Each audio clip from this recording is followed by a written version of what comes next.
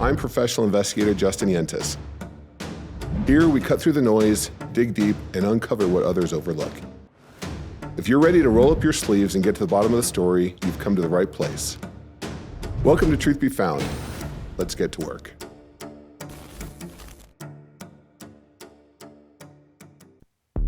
There are moments when the headlines don't tell you the real story. They tell you what happened, but not why, not how, and not what it means beneath the surface. Today's episode is one of those moments. A leader in the Mexican Mafia, already serving life in prison, confessed to several cold case murders from the 1990s. Now, on paper, this looks like a legal development tied to a fraud charge, but inside the Mexican Mafia, this confession is much more significant. Today, I'm joined by Angel Garcia, a former member who understands the hierarchy and the real cost of loyalty from the inside. In this conversation, we're going to break down what this confession means and why it's likely sending shockwaves through the gang's membership. We'll also talk honestly about what it takes to rebuild a life after prison and gang affiliation. So, Angel, I want to welcome you back to the show. Nice to be back with you, Justin. Yeah, we've always enjoyed having you on. And Thank you. You and I have been talking about this confession that came out in the news recently. Yes. So, for listeners who don't live in this world, why is this confession a seismic event? Because you know Pablo. Yeah. Right? Pablo, I know personally. Right. I'm not going to sit here and disrespect the guy, the man that he is, what he's done, where he's been. I know him personally. I respect him. Somebody who taught me, somebody who I took advice from, somebody who schooled me, groomed me in the ways of what carnalismo was, the brotherhood, the rules, the conduct, the codes, the discipline that we held with each other, and how we had to uphold this discipline so our people to put that front to our people like, hey, this is who you look up to.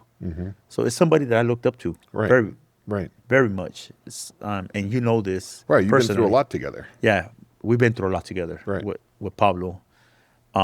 So when I seen all this on the news, all these confessions, I had heard he was back.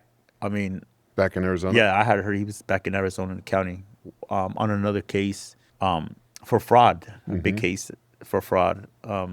Then all this came out on the news and everything, and paperwork started coming out and everything. And why is this a big slap or a big... Well, why does it send kind of shockwaves through the Mexican Mafia? He broke the code. Okay. He confessed to murders. And the underworld of the MA, that is, you just violated the code that you enforced for us not to do. Okay. Yeah. So, and clarify this for me. As far as the hierarchy of the MA, and we're talking about the Arizona Mexican Mafia, where does or did Pablo sit in that hierarchy? He's the top guy. Okay. I mean, after Ruben Melendez was killed in Ohio, he became the number one guy. But as far as him doing the right things for the people and all that, in the past, I can say he did. Right. But I seen it all fall apart as well. I was there. I was part of all this. Well, tell me, why is confessing to murders considered one of the most unforgivable acts within this organization? Because you're sitting there talking to the police. You're sitting there, actually, it doesn't matter if you're not telling on nobody else, you're telling on yourself, first of all. You're breaking the code by sitting there talking to the police and confessing to the murders. That is number one code. That is number one rule of the Mexican Mafia. You do not talk to the police. Now, are there any caveats to that? For example, if it doesn't hurt another member or if it doesn't hurt another person, There's no such thing. If you're just clearing a case, there's no times that this is off limits. There's no such thing. So when something like this happens, what changes first? Is it the communication breaks down? Is the discipline of the up-and-comers, does that break down? Or how do you determine who's trustable or who's trustworthy? Now the hypocrisy is out. Now you have to understand, he's doing something that was enforced to us to hurt other people over for the same thing that he's doing now. This is the picture I'm painting. So you have to understand what he did right now, as far as what's on the news and what's out there. Right. What's out there right now, that is considered a deadly sin. That is considered, you are supposed to be green-lighted. Green That's lit? it. That's it. Okay. Your name's in the hat. You're done. You talk to the police, it's over.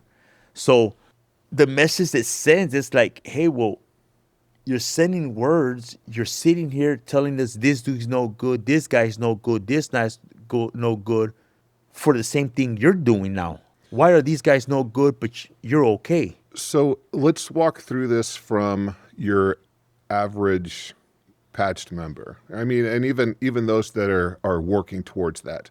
What do you think the people on the inside think of Pablo's motives for doing this? They're probably taking, he's getting something out of it. He's ratting. He's getting something. He's working with the police to get something out of it, favorable. Even without proof? Even without proof. That is the first thing that crosses the head. As soon as they see this on the news, everybody if you're sitting in a prison cell and you see this on the news, what they put out there on him on the news, he's considered a rat on the news. Even without any documentation or proof that anyone was incriminated in any way? In any way. And why is that? Why do you assume? It's not an assumption. It's the code in prison. I've been there. So I'm not going to sit here and tell you it's an assumption. I'm going to tell you it's a fact. You talk to the police, you're done. You went out there and actually talked to the police and you confessed to a murder. You're considered a liability now to us. Even if you have not informed on anyone. Even if you have not, you talk to the police. That's it. It's plain and simple. It's the number one rule. And this rule is not just taught in prison. This rule is taught to us in the neighborhoods while we were growing up. When we were sitting there growing up in the hoods, gangbanging, that's the first thing we learned. But these are the rules that came down from the prison system to us in the hoods. Okay. You do not talk to the police. Okay. So, on the news and in the paper and whatnot, it looks like a legal development. They've got a guy that had some fraud charges. He pled out and cleared up some old murder cases. But inside the organization, it seems like this would be very detrimental to the belief system.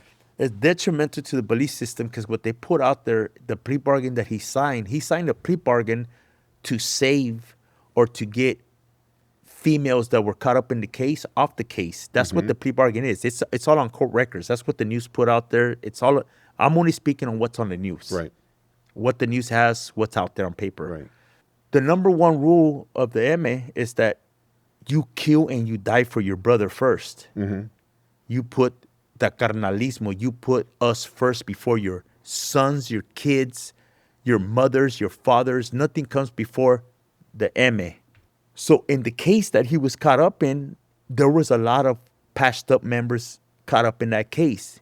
He did not sign a plea bargain to save any of those members.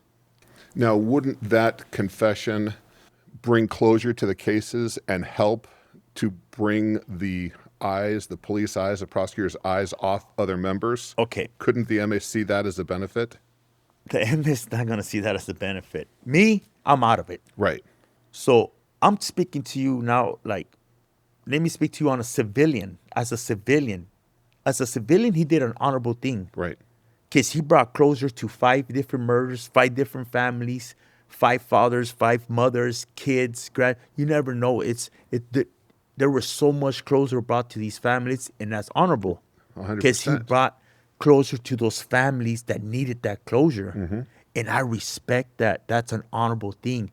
As a civilian. Right, as a human. As a human being, right. As kindness, as, hey, finally, there's some empathy in your heart that you can actually bring some closure to his families. I respect that. And I'm actually grateful that he did that and brought closure to his families.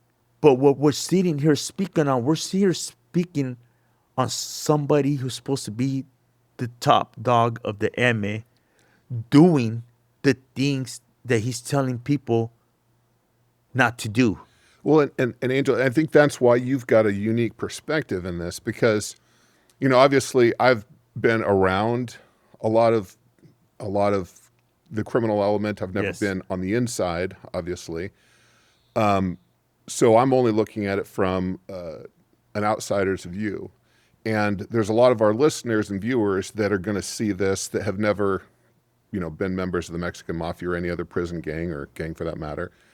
And so you're able to show both sides of this coin, Yes. both what a lifelong Mexican Mafia member would see and now what a civilian would see. Yes. And that's why I think your perspective is so important. So, Angel, in your experience, going off of that, in regards to the mafia's power and control, how much is loyalty and how much is just fear? Well, when I came up, it was more of a earned respecting. It wasn't a fear, because when I came into the organization, when I became part of this, it was actually an organization. There was real guys, real men, real honorable, straight gangsters, straight up. Back then, it was, and so I grew up in that era with these guys. So, but when I came back from the federal system, and what I seen is, it wasn't so much of a fear thing or respecting. It was more of a yes man, a group thing. Thing. It was just like these guys were just getting yes men around them, like guys that had never really been into the wars of the MA, into putting in, earning that respect, earning their way into it. So it became more of a yes man group thing. I can't say it was more of a respect thing or a fear thing, because a lot of them guys, they were just wherever the wind blew, they were like little feathers. They blew with the wind. It became a group thing, and anybody that had something righteous to say, they got ostracized for it. Well, and I suppose if you've got an organization within a prison, there's got to be a certain amount of joint agreement and thought process and some leadership to bring everyone in the same direction. Would you agree to that? I mean, you've got to keep everyone together doing the right thing, and that's the whole reason why you've organized. Yes. Is to build an organization that is unified in thought, in purpose, in goals, and in strength. Yes, and that's correct. That's what it's supposed to be. There was a hierarchy to A hierarchy? hierarchy. Excuse me. That's a hard word. It was placed there for a reason, to do Right. checks and balances on how we would proceed with making sure that our people were taken care of on all the prison yards. Right. I mean, we were making decisions on people's lives and we were controlling yards from a cell. So yes, we had to think, we had to get together, we had to make decisions together. And there was a time that it actually worked. It functioned. Right. That it actually, I seen it. I was part of it. It functioned. It worked well, and we took care of the people. Right. It might not have been the proper way of a civilization, of a civil war, of civil Society.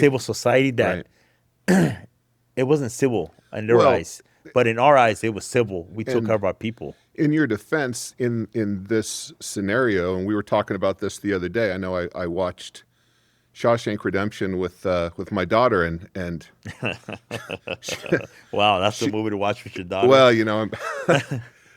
she had asked me, why do they call them new fish? And you and I had dinner a couple nights after that, and she was there, and I brought that up to you, and you explained well, I guess I'll let you explain it, because I think this comes into play.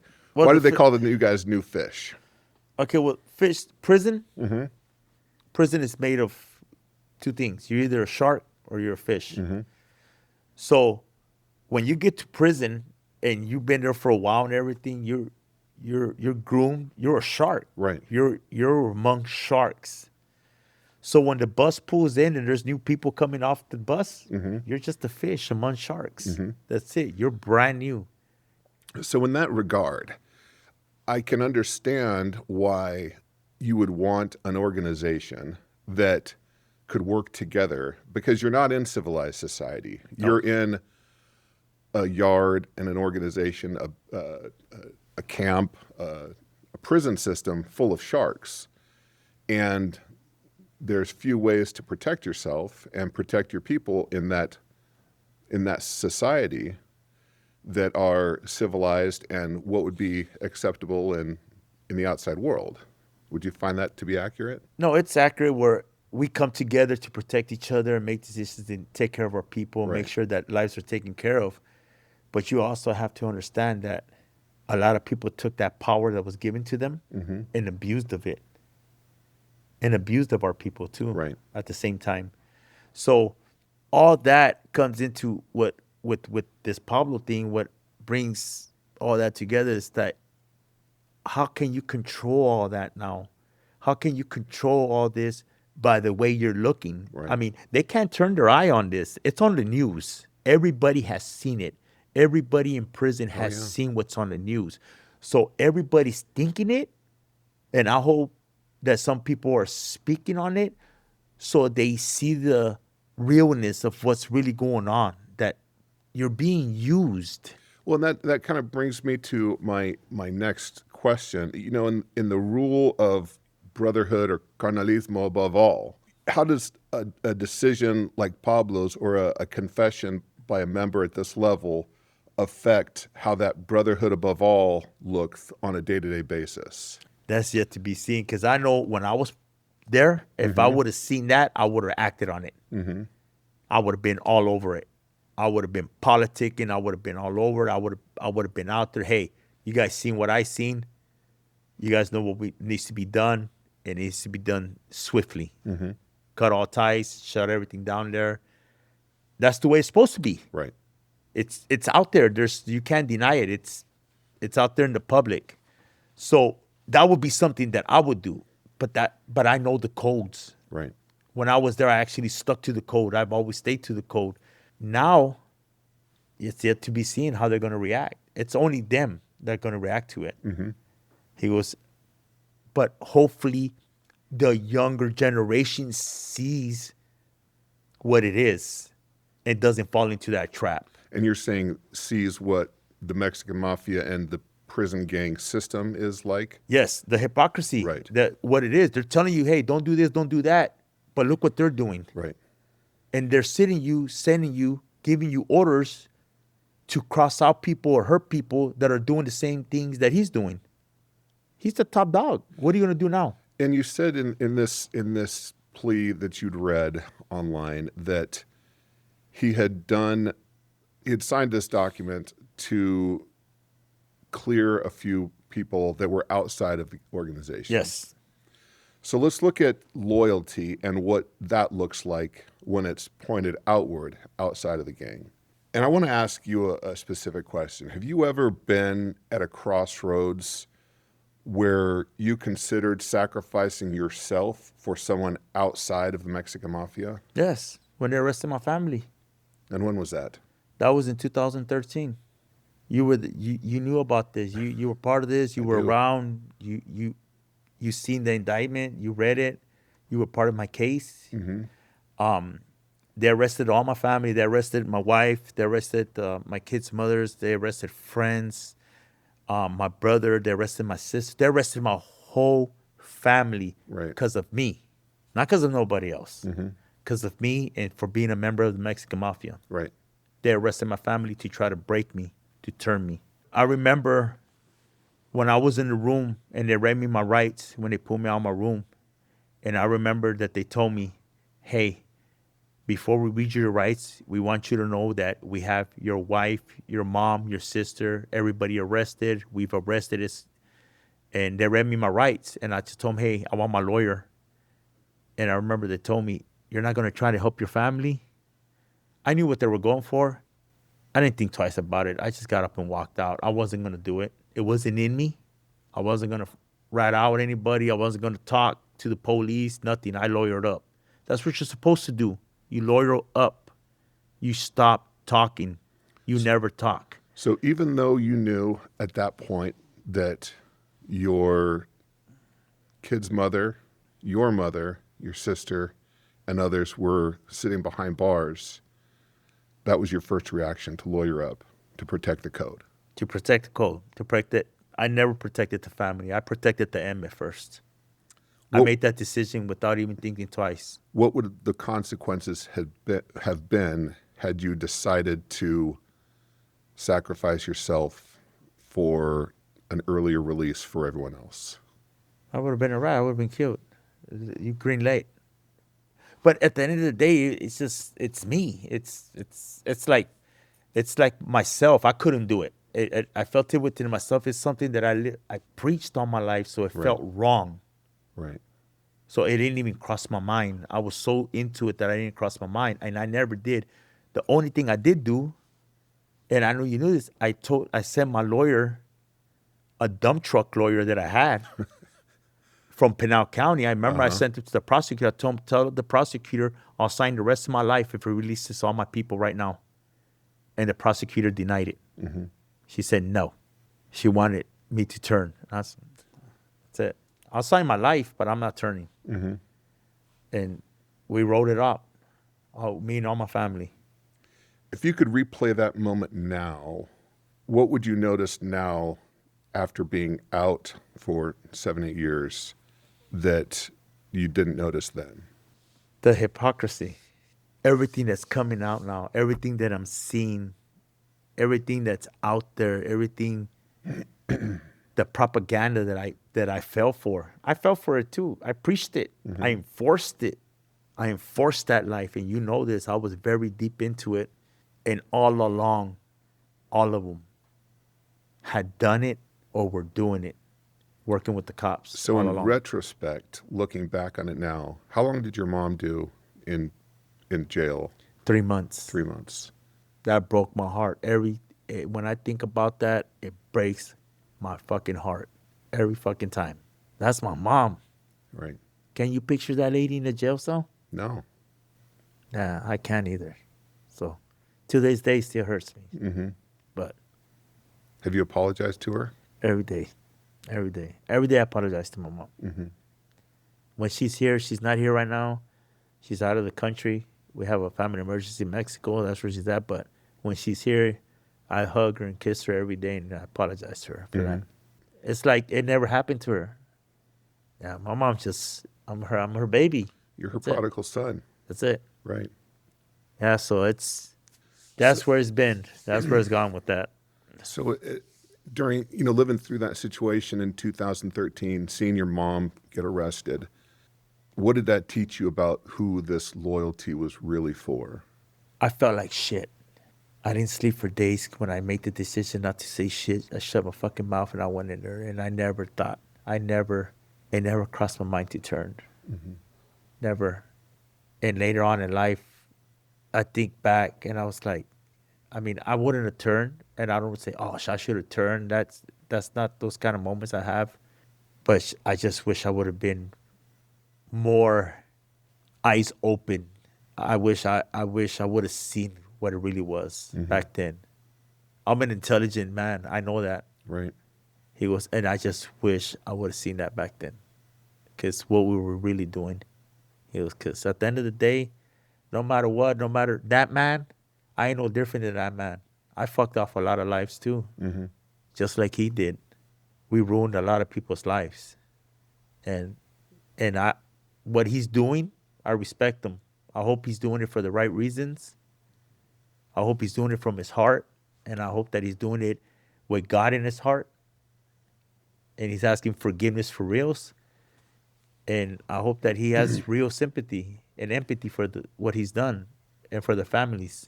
And I think it's interesting that this has been in the news. I've seen it shared on YouTube, Facebook, TikTok. It's Everywhere. Right. What do you think the reasoning is behind the promotion of this confession? Why the news is doing this, or why the law enforcement gave it to the news to do this? Exactly. It's a tactic. And it's a respectful. I respect their tactic. It's a great tactic because what they're doing, they're trying to dismantle the organization and stop people from getting involved into the organization, what's the best way to do it? Is show the hypocrisy from the top up. And that's exactly what they're doing. Mm-hmm. And you got to respect it. You got to respect what law enforcement's doing. I respect it. I have friends now, and you know this, that are law enforcement, that are cops, that are officers. These are my friends Mm-hmm. today. If you would have asked me 10 years ago if I would be telling you cops were my friends, I would have told you you're fucking stupid. I would have probably sucked you in your jaw, Justin, Mm-hmm. for telling me that. But I have friends that are police officers now, detectives. You know this, Mm-hmm. and these guys or women are here for me. They're not. We don't sit there. We don't talk about crimes. We don't talk about nothing. When we get together, we talk about family. We talk about God. These are my friends, but they're police officers. These are the people I hang around with now. I hang around with you. I hang around with people out here. So I just hope that what Pablo's doing, he's doing it for the right reasons. Right. That's it. And what message do you think the young guys that are looking at joining up or pursuing a life as a member are thinking after seeing this information? A lot of it's going to be based on what happens, what the so-called active members are going to say or do. Are they going to sweep it under the rug like they've been doing all these years, sweeping each other's bullshit under the rug, trying to cover each other's bullshit up and just put this front up? But I just hope that these kids actually question it now. Like, Right. hey, what are we doing here? Why are we sitting here sacrificing ourselves for you? And you guys are doing it. The only message that I can is like, these youngsters, take a look at what's really out there. The news put it out there for a reason. It's out there. These are facts. Look at it. That is not the path you guys want. That's the main thing. It's that law enforcement is doing this as a tactic. And they're Right. using the news and everything just to dismantle it, to put the hypocrisy out there, to put it out there. Hey, this is what you guys want to be involved in? Go for it. And you and I were talking about this on the drive over. I think it's an honorable thing to see Pablo put these cases Yes. to rest. Yes, it's honorable. Hands Right. down. I, as a civilian, as a human being, as somebody who believes in Jesus, as a Right. Christian man, I got to love him for that. It's Right. honorable. He's bringing closer to 5 families. Right. He fell on his sword. He took his He took it. guilt for what That's he it. said he's done. So I respect him for that. And now, hey, and like I said, hopefully he's doing it for all the right reasons from his heart. Right. And I respect him. And thank God he did that. Right. And there's closure. And I just pray that other people that are seeing it from the other side actually open their eyes and see it from this side too, on an Right. honorable way. Mm-hmm. Instead of sitting there and saying, oh, this guy's a piece of shit, this guy's a rat, this is what he did. Hey, see it from an honorable way. And instead of getting involved in that and being part of that life, why don't you live an honorable life now? Right. So hopefully there's a message here, or there's something that opens people's eyes, or even if it's one or two, that it changes that path. He goes, because at the end of the day, it's just that what he did was impactful, good, and bad. And I think that in our discussions, and with some of the guys that we know, mutually, we've seen several people that could have done life in prison. Yes. They could have ended up on death row, and they've been able to turn their lives around. Sometimes that means that you're still going to pay the consequences of your actions that you made, for the choices that you made, and you're still going to be on death row, or you're still going to be in prison, maybe for life. But there's always a right path forward, even if that means putting yourself at greater risk and admitting that a path that you chose at one point wasn't the right one. It happens. It does. It does. I'm an example of You're it. a perfect example of it. And I know our mutual friend Jimmy, who got out Yes. several months ago, at the beginning of this year. You know, I got his case on a death penalty case, Yes. and he's out living Life. life and serving in his church, and is a reformed man who did realize what he had done and turned his life around. Yes. And Pablo may do the rest of his life in solitary. I believe he's at ADX and they got him in Florence ADX. in the Supermax. Yeah, Supermax. And I don't know if you've ever been there. I've been in USP. I was at the USP there too. Okay. And for Florence, Colorado. Okay. I've been there. And I've been there from the other side, the other side. Yeah, the other side of the glass. It's cold out there. It's an imposing place. It's wow. You know, It's very imposing. You're living in a hole, literally. Yeah. You're underground. It lives 24 right hours into a the day. mountain. Yeah. Right. Yeah. But even in that scenario, he can find Peace within himself. peace and redemption, and try and right the wrongs to the point where he can. And to me, that's a respectable, very honorable thing to do. No, and I respect it, and I'll pray for him. Like I said, what he's doing, I accept it. Mm-hmm. You know what I'm saying? I'm just trying to point out the things here is the message is going to send, Right. and hopefully it changes lives. Right. And detours lives from that path due to the hypocrisy of it. So, as a civilian, an honorable man, I respect it. Right. I thank him for it. I'm grateful for it, and I'm pretty sure the families have closure now. Mm-hmm. But in the other world, I'm pretty sure we yet to see the shockwaves of Right. what it does. Yeah, there's going to be some commotion. There's going to be some commotion. Right. As we've been talking here, and we've been preparing for this show, there's been a lot of movement in the drug world. Yes. We've got fentanyl now designated as a weapon of mass destruction. Yeah, we got a stupid president. He's an idiot. Well, so opinions aside, we've got a potential war starting in the Caribbean against Venezuela. And I wanted to get your perspective, because I know that in Arizona, you had a very insider's view of the drug trade. Yes. Did your position in the Mexican Mafia give you purview to as far as the drug trade into the United States? With me, it wasn't even. I never hid behind the patch like a lot of people do. Mm-hmm. I never went around extorting people. I never did all that taxi shit. Right. You know what I'm saying? So I went and I built bridges with people. Mm-hmm. So I never used the Mexican Mafia to do any of my drug things. Mm-hmm. I used to just work with the people from Mexico. Mm-hmm. My family's from over there. Right. So I So speak you knew fluent Spanish. I know the mingo, I know the lingo, and I go in there and I talk to these people, and I made money. We made money together, and I work with these people. But So what were the main drugs that you were seeing coming across the border into Arizona? Now, at the time, it was probably more marijuana. There was a lot of marijuana. It was at those but- times. It was a lot of crystal meth. Okay. It was a lot of methamphetamines coming over here, heroin, cocaine, weed. Everything was coming, but everything's coming out of Mexico. Right. As far as the distribution routes that came to the U.S., did you see the majority of the cocaine coming from Peru, as far as production companies, Peru and Colombia? That's it. Okay. Well, anybody who knows cocaine or does cocaine or have done or dealt in it, they know that the best cocaine comes out of Colombia. Right.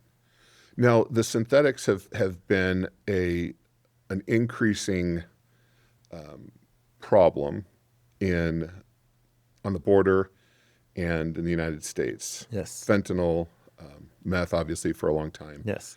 What do you feel like most people misunderstand about the drug trade in the civilian world? They believe everything that's out there in the news. What's out there in the news is not even a quarter of what's really going on in the drug world. I mean, the drug world, it evolves, it changes. Mm-hmm. People change, the zones change, who's in charge of them change. And over the past while, there's been changing territories in Mexico. A lot. Right. A lot. And it's, to tell the truth, I was just on a phone call with my family in Mexico today, and I was told that just yesterday that they shot down a military helicopter over there, and that there was a lot of deaths, a lot of military cartel members over there, and in the mountains of Chihuahua. Right. That I forgot to tell you that I just talked to my people out there, and it's they said it's horrible out there right now. Right. That there's a war going on. It's the cartels and the soldiers out there. He said they're just killing each other. He says every night there's shootings, and he said, my mom said that it's dangerous out there. Right. So it's and it's not just the soldiers with the cartel. There's cartels against cartels right now too. Everybody's fighting over territory. So it changes. And I think that's what's one thing that's really important, that the facts don't change, the routes don't change based on politics. If you've got an entry point that the Mexican Mafia and the cartels are exploiting, Yes. and that gets shut down, are you out of business, or No. what do you do? Oh, there's another route already. If they catch one route, there's like 10 more already, or there are still already 10 more routes already in process, or they're being made. You can't stop it. If you want to stop the drug, if they really, really want to stop the drug war, or what's really going on, you just tell everybody to sober up. Right. That'll stop the drug war real quick. But ain't nobody trying to sober up. Everybody's in pain. It looks like everybody needs a pain pill or something. I don't know. It's just, but it's out there. As long as people are throwing money at it. That's it. I want to ask what your life has been like, because this is the longest stretch that you've been out. It's been Coming up on a year. Coming up on a year. What's life been like on this long stretch outside? It's been enlightening. I've been enlightened of what life is out here. I'm gonna tell you this. It changed my perspective of what being a gangster is.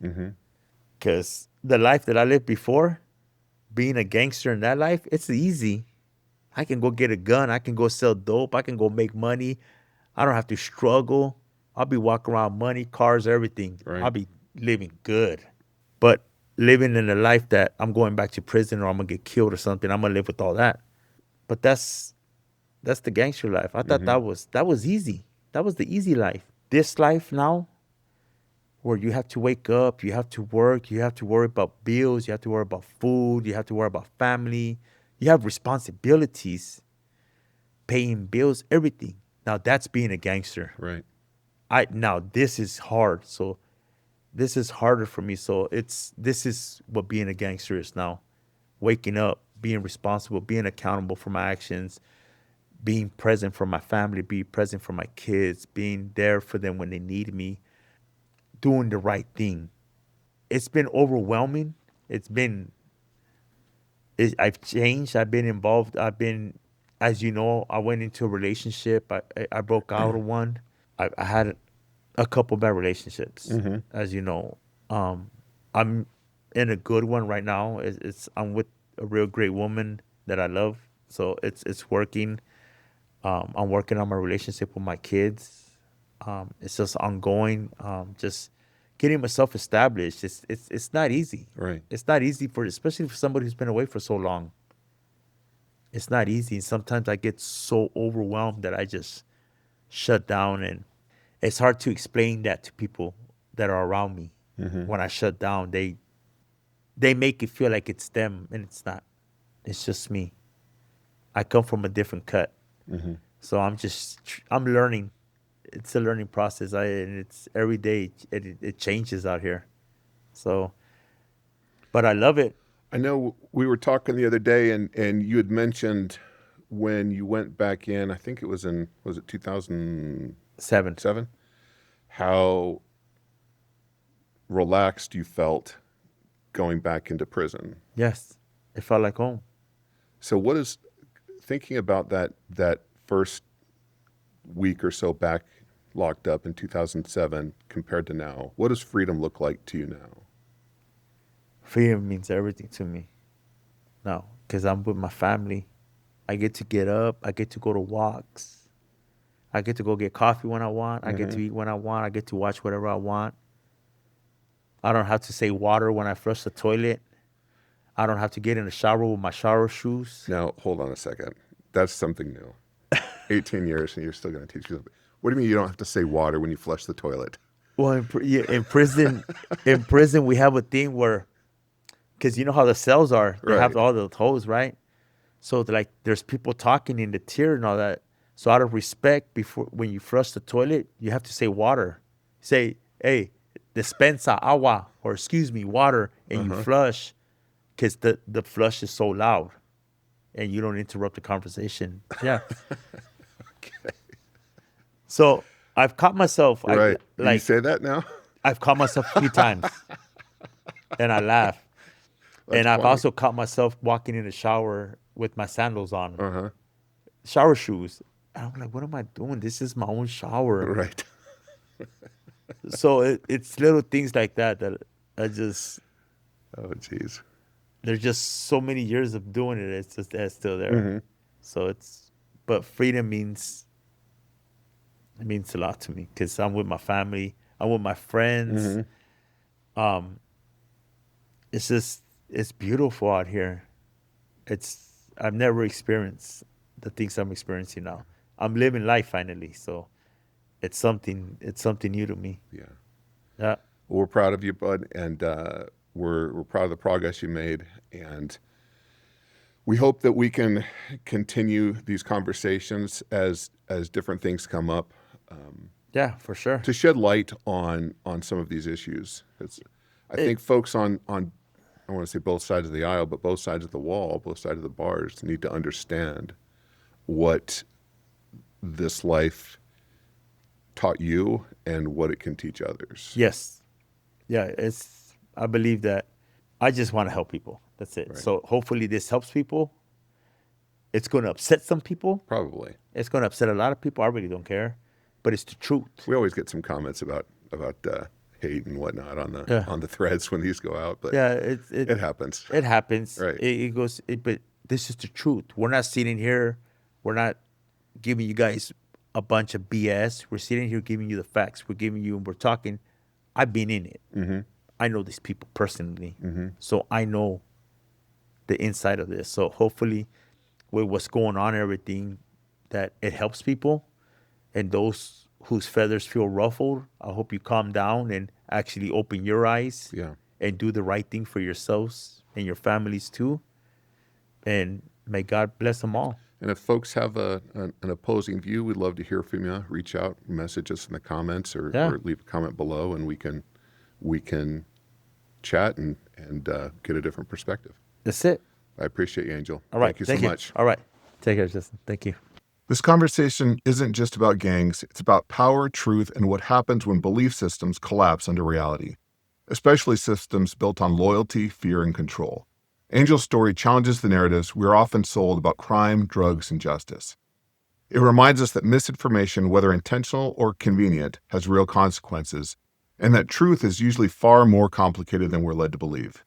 If this episode has made you think differently or raise new questions, that's the work. Share it, keep the conversation going, and stay curious. I'm Justin, and this is Truth Be Found. Thank you for tuning in to Truth Be Found. The hunt for answers never stops, and neither do we. Don't forget to subscribe and follow us online to stay in the loop. Remember, truth has a way of coming to light. Until next time, keep your head up and your eyes sharp.